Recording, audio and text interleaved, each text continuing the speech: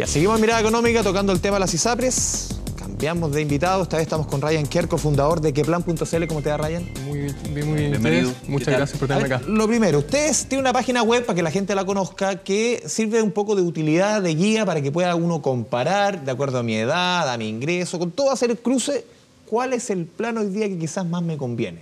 Una herramienta, lo conversamos en comerciales, que en una zona tan gris, de tanta simetría de información, cuando uno se enfrenta a un gigante como una ISAPRE o cualquiera de este tipo de negocios, uno dice, ¿qué hago?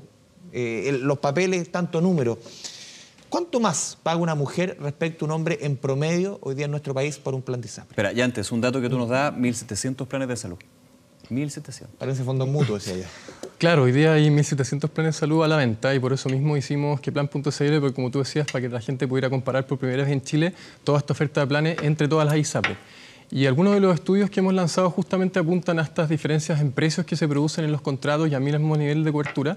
Y uno de esos, y en específico la pregunta que me hacías, se habló mucho sobre un 179% más, que era lo que pagaban las mujeres o que el precio estaba sobretarificado. El caso más extremo, quizás, ¿no? Exacto, justo eso es lo que quería decir. El caso más extremo se produce entre los 30 y 34 años, que donde si hacemos correr los precios de todo el mercado, las mujeres terminarían pagando 179% más. Perdón, ¿es la edad quizás que las mujeres más tienen hijos a esa edad? Está comprobado entre 30 y 34 Porque años. tampoco la edad fértil plena, digamos. Entonces, ahí también. Claro, la verdad es que se juntan varios efectos. En un tramo más largo de edad, las mujeres terminan pagando más o el precio es más alto, pero el caso extremo se produce entre los 30 y 34 años porque además se suma el factor de maternidad y de hecho parte desde los 30 hasta los 39. Ese es como el rango más alto, donde se junta el efecto tanto de mayor licencias médicas, mayor consultas, parto, en fin, un mayor uso del sistema por parte de las mujeres y por ende, por eso justamente las ISAPRE han decidido... Claro, entre la edad fértil y también la edad de laboral plena, podríamos decir, que tiene todos los elementos, por ejemplo, licencias médicas. Exacto. En ese punto, esa desigualdad, y que también lo estábamos tocando antes de la pausa, esta iniciativa de, por ejemplo, más que por ejemplo, de igualar los planes a través de aumentar el precio de los hombres. Después se especificó, se dijo que también habría un aporte por parte de la ISAPRES, pero partiendo de la base, ¿tú ves factible eso? Desde factible de todas maneras se puede, pero... Todo se puede hacer. Todo se puede hacer. Este pase se puede financiar y puede ser sostenible en el tiempo. Mira, yo creo que el mensaje o el espíritu detrás de lo que se dijo es el correcto. En el fondo es hacer un sistema más solidario, donde da lo mismo si se dijo hombre, lo que se quiere decir es los perfiles de menores riesgos que subsidien a los perfiles de mayor riesgo, que en este caso podrían ser las mujeres o personas de mayor edad. Entonces, detrás del mensaje hay algo implícito que quiere decir, hagamos un sistema más solidario, hagamos que se compensen de cierta forma los riesgos, podría ser mediante un fondo de compensación de riesgo, que justamente resuelva estas diferencias que hoy día se dan por sexo y edad. Entonces creo que el espíritu detrás de ese mensaje iba por ese lado, independiente de cómo se aborde finalmente, que poco se ha hablado también de la bajada, de cómo se implementarían estas cosas. Ryan, usted me imagino reciben cientos de casos, cientos de consultas, chilenos que buscan una aseguradora privada de salud, pero firman el contrato, quizás uno ve la primera hoja, este es tu prestador preferente, estos son los porcentajes un poquito que te devuelven de dinero cuando tú vas con cierta solicitud médica.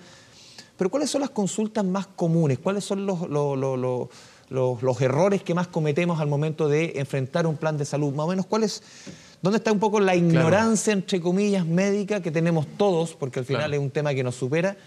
¿Y cómo ustedes van guiando ahí? Mira, voy a pasar bien rápido por varios puntos, porque de hecho hay hartas cosas. Lo primero que parece súper obvio es el tema de comparar. Hoy día, o hasta hace poco, era tan complicado acercarse a todas las ISAPRES que finalmente poco hacíamos de revisión de tantos productos y finalmente entrábamos... Es que es difícil comparar tanto número. Entonces, haciendo los estudios, las diferencias son brutales. Realmente, por no comparar solamente 2 planes y comparar 10 o 15, podemos ahorrarnos hasta la mitad de lo que pagaríamos mensualmente. ¿Por la misma prestación? Aumentando nuestro nivel de cobertura. O sea, realmente la primera recomendación es comparar. No 2 planes, no 3, ojalá 10. Y ahora, bueno, en Queplan.cl se puede hacer.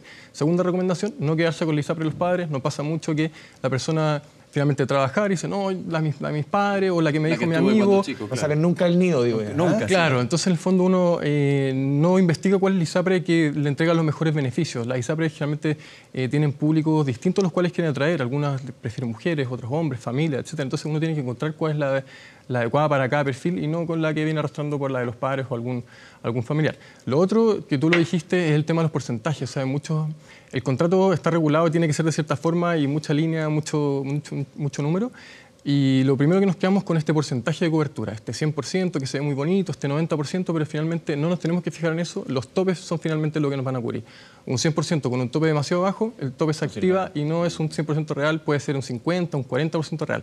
Entonces la recomendación es no fijarnos en los porcentajes, fijarnos en los topes, que es ahí donde van a estar los problemas, no en el porcentaje. En las situaciones más extremas los topes cuando, Claro. cuando uno realmente la ISAPRE te suple de un gasto que va a ser gigante. Claro, justamente. Y bueno, algo ya más para quizás la persona que no está muy informada, son muchas líneas, muchas prestaciones, nombres complejos.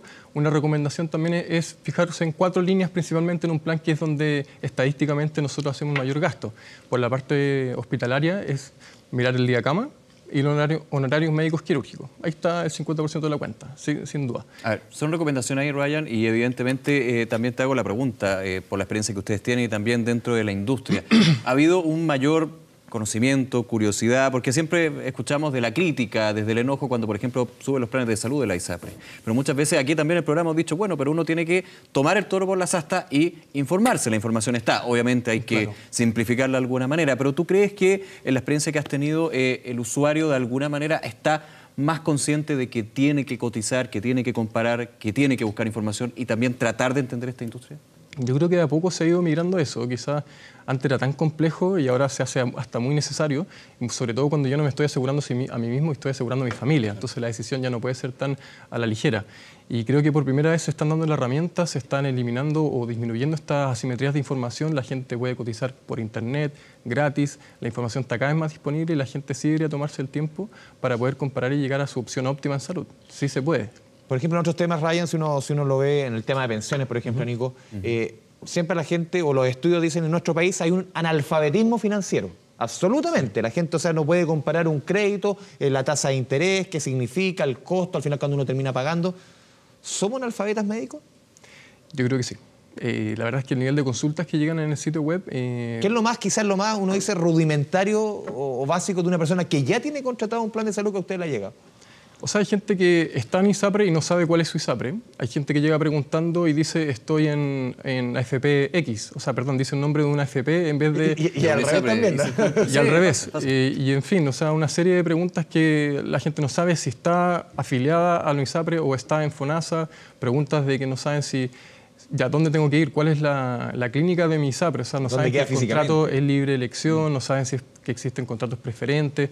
O sea, el nivel de entendimiento de los productos de salud, de ISAPRE y de seguros adicionales también es bastante bajo por el nivel de consultas que llegan en la página. O sea, la gente está muy perdido y también es la labor del asesor de la ISAPRE o de las distintas compañías hacer un consultor en ese sentido al momento de orientar a la persona cuál debería ser la mejor elección o el mejor producto para cada uno. Claro, la misma asociación de ISAPRES que representa gran parte de estas empresas ha hecho una autocrítica, ha dicho que evidentemente debería bajar aún más la información. Es bastante similar a la que tuvo la asociación de AFP en su minuto, en situaciones distintas, pero de alguna manera vamos al punto. Somos analfabetas médicos, financieros, y ahí nos quedamos Pero también hay un punto, Nico, yo creo que también, Ryan, yo creo que tú puedes coincidir conmigo, ¿hay incentivos realmente en la ISAPRE para entregar esa información? Te lo digo y yo voy a mencionar un caso personal. Yo tengo un hijo que cuando cumple 2 años, obviamente que su plan de salud por un tema de riesgo baja notoriamente. Pero si yo no hago el trámite, no me lo van a bajar nunca. Yo conozco gente que sin saber esa información pagó 7 años por un niño que al final el riesgo era mucho menor y al final la ISAPRE nunca hizo. Si yo no voy a hacer el trámite, nunca lo hacen ellos. Entonces al final... Claro, respuesta por omisión. Sí, hay un tema también de que la ISAPRE no le pone, ellos mismos no hacen lo que deben hacer, no hacen la pega. Y no es mi caso personal, el de mucha gente que yo conozco. Sí, mira, por un lado, con cuanto a los productos, en cómo se presentan, está súper regulado. O sea, el contrato se ve complejo, pero no es porque ellos lo quieran hacer complejo. La verdad es que están regulados, cómo tienen que presentar la información. Y ahí también es otra oportunidad de mejora en cómo se presenta, porque los contratos son difíciles. Ahora, también con este otro tipo de regulaciones, que son el congelamiento de la tabla de factores, es algo que pocos conocen. Y por un lado, no beneficia a estas personas que cumplen 2 años, pero también beneficia a los que siguen avanzando en edad y no se les sube el factor de riesgo, los que se mantienen en su plan, porque se congela para todos los niveles. Entonces, sí, en un minuto cuando se lanzó o cuando se hizo la modificación se habló harto y después como que se fue al olvido un poco. Lo mismo que pasó con... O sea, al olvido entre comillas, mejor no informar. Claro, o sea, no hubo quizás ahí tanta difusión al respecto, lo mismo que pasó cuando la maternidad ya nos dejó de ser preexistencia y uno podía optar por un plan reducido y que hoy día uno puede cambiarse libremente. Hace un par de años, de hecho. Hace un par de años, y en un minuto se conversó harto y después ya todavía hay gente que no tiene idea que eso existía. Entonces, también es un trabajo comunicacional de parte de la industria y de todos, de que estemos bien informados de las condiciones de lo que está pasando, cuáles son nuestros beneficios, nuestras responsabilidades también como contratantes. Entonces, hay oportunidades de mejora por Trabajo de todo finalmente. Brian Kerr, muchísimas gracias por acompañarnos en Mirada Económica hablando de este tema. Muchas gracias a ustedes.